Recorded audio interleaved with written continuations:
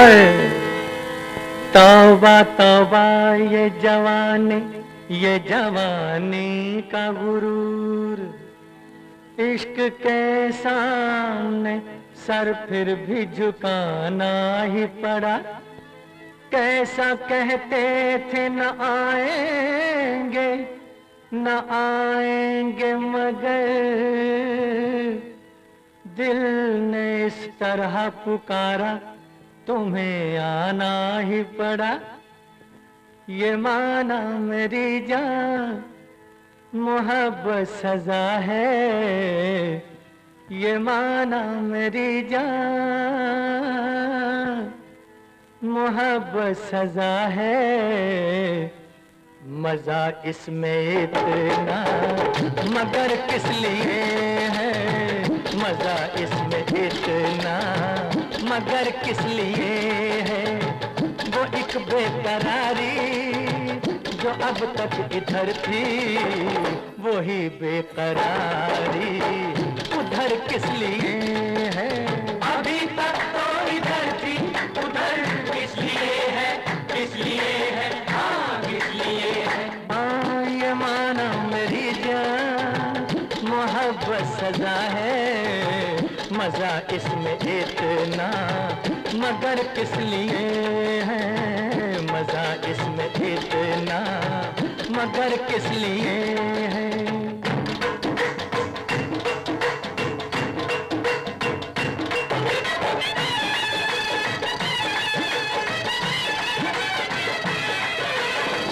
पहलना न जाने बदलना न जाने, तमन्ना मचल के संभलना न जाने। हाँ तमन्ना मचल के संभलना न जाने। पहलना न जाने बदलना न जाने, अरे तमन्ना मचल के संभलना न जाने। पहलना न जाने बदलना न जाने, तमन्ना मचल के संभलना न जाना। तमन्ना मचल के संभलना न जाने। करीब और आओ कदम तो बढ़ाओ, झुका दूं न मैं सर तो सर किस लिए है। झुका दूं न मैं सर तो सर किस लिए है। ये माना मेरी जान मोहब्बत सजा है, मजा इसमें इतना मगर किस लिए है। मजा इसमें इतना मगर किस लिए है।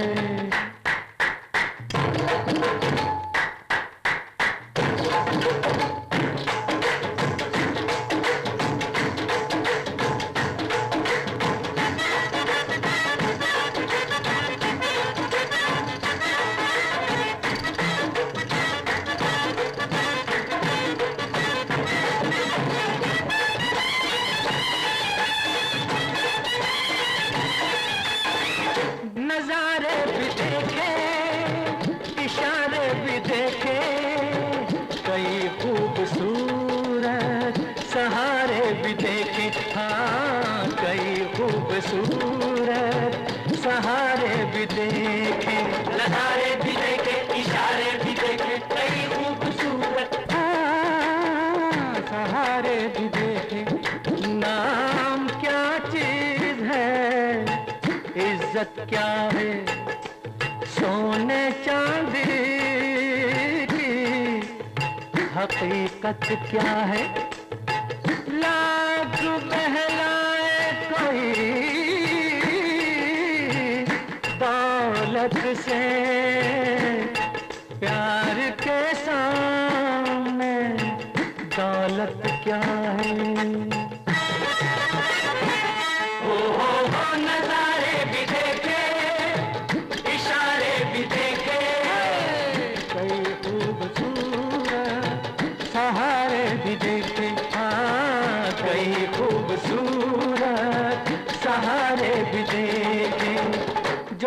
खाने जाके मैं सागर उठाऊं तो फिर ये नशीली नजर किस लिए है, तो फिर ये नशीली नजर किस लिए। हाँ ये माना मेरी जान मोहब्बत सजा है, मजा इसमें इतना मगर किस लिए है, मजा इसमें इतना मगर किस लिए है।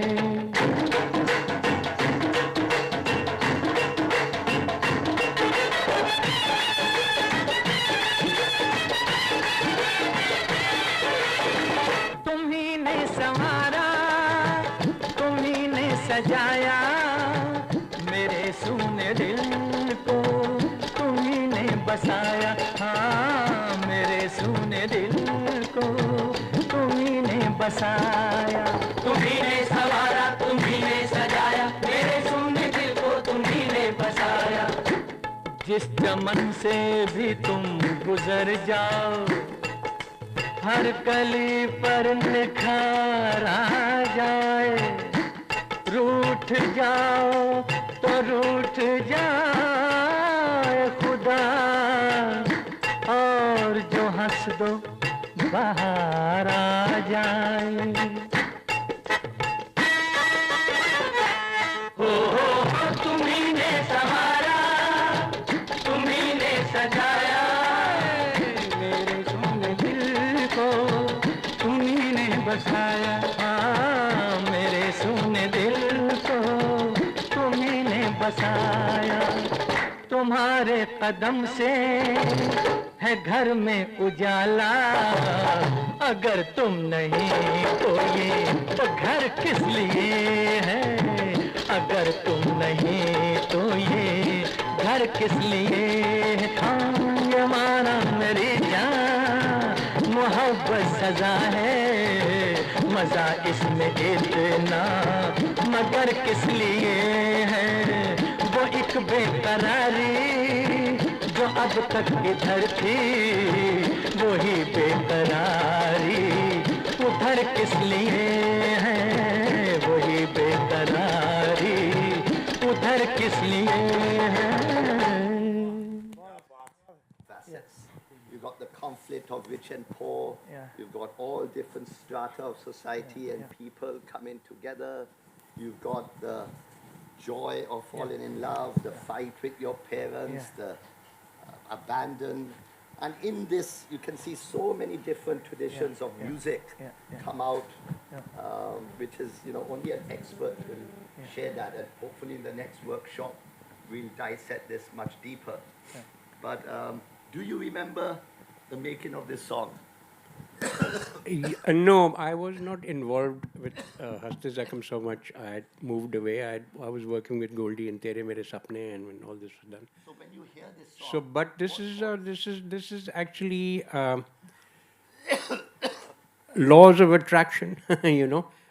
Turning out wrong. The traditional sense. Okay, this is marriage. This is this, and suddenly love happens, and the laws of attraction that take you somewhere. So you're right. This got a mixture of so many things: the tradition, the thing, the laws of attraction, falling in love somewhere else, and because this was a story that was, crossed love. He falls in love with this girl who's, and etc. etc.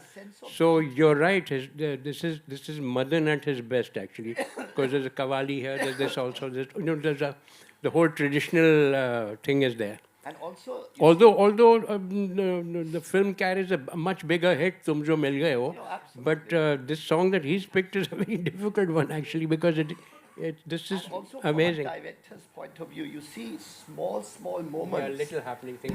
Balraj Sani taking Sappu and saying Gussa Band Kije. These are great moments in cinema. But Ravi, you please. Yeah, I mean, subalterns are having fun at the cost of the rich. In this, they invade the palace, as it were. And it's so integrated. The song is so integrated, as you rightly pointed out. There is little role for everybody. So it is a Qawwali.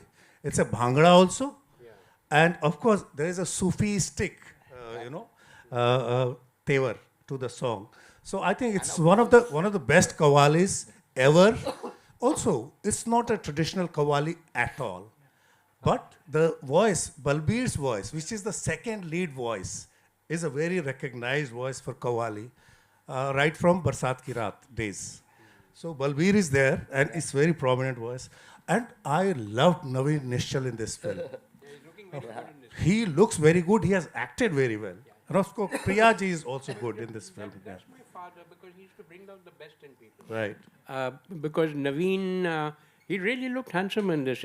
Actually, my father was looking for somebody, and he couldn't pinpoint, and I told him, why don't you take Nini, because he was part of our family.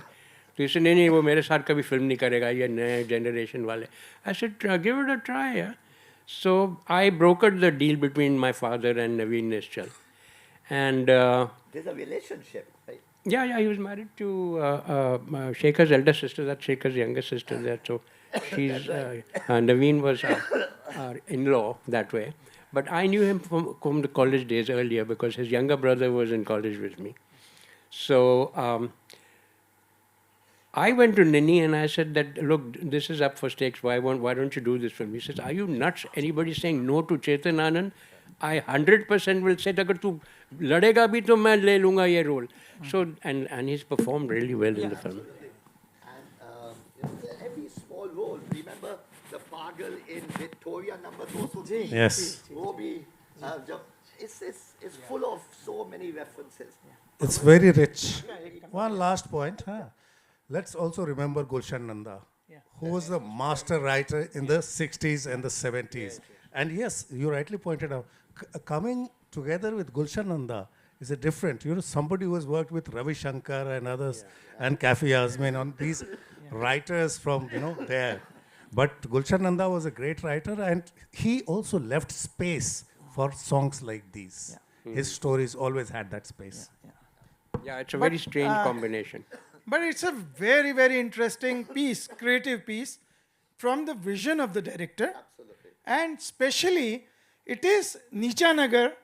He brings Nicha Nagar here, जहाँ वो चंदा की बस्ती के लोग जो हैं, इस high class, इस party में, they are invading in a way and enjoying it. And somewhere, see, if it's a dialogue, it's a direct confrontation. But song gives you that escape route. Song gives you that escape route. So that is why यहाँ पे वो जो बलराज साहनी का भी reaction है कि चलो ये चलने दो, ये मतलब song and dance है. But it is a song of rebel. It is a song of protest also. Of the class conflict, which was the core of Nicha Nagar also, वो आपको यहाँ पे भी दिखता है, हंसने जख्म का भी. और नवीन निश्चल से बड़ा हीरो तो बलराज साहनी रहे हमेशा. हंसते जख्म में भी he was the protagonist. Of course, Naveen Nishchal was the young driver. Still, but this song is again the ensemble song. कि he brings each and everyone. Yunus Parvez भी हैं, Ram Sethi भी हैं. They were all actors who worked with him. Yeah. See, the thing I'll say in conclusion to all this is that there are storytellers and there are storytellers. Yeah. But the difference between the great storytellers, the ones who really tell their stories, they have to have something of themselves in the story. You know? Yeah. So it is, my father was that kind of a filmmaker. It had to reflect something about him in the film. It was not just a story. It was his soul pouring out. And that's why he was a very difficult man to work with. Because he did not like to go with the stream. He was a maverick. He walked against it. And he used to fight for his rights. That's why he didn't make as many films. So he was very obstinate about what he wanted to do. नहीं करेंगे. हम stars के साथ काम नहीं करेंगे. Finally, he agreed to do a film with Rajkumar. Rajkumar and Chetan Bhai, they knew each other earlier. Yeah. But by then he had, evolved. But Mellow. yeah. But he told Rajkumar that I'll work with you because I see you as what I see you, and I know you're not.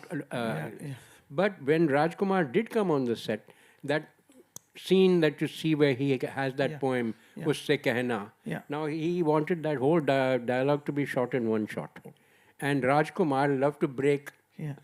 Now he's bound by Shairi. Yeah. So 36 retakes. That was the 36th retake you saw over there. Then he comes out and says, Johnny, किस genius के पल्ले में फंस गए हम. On a lighter note.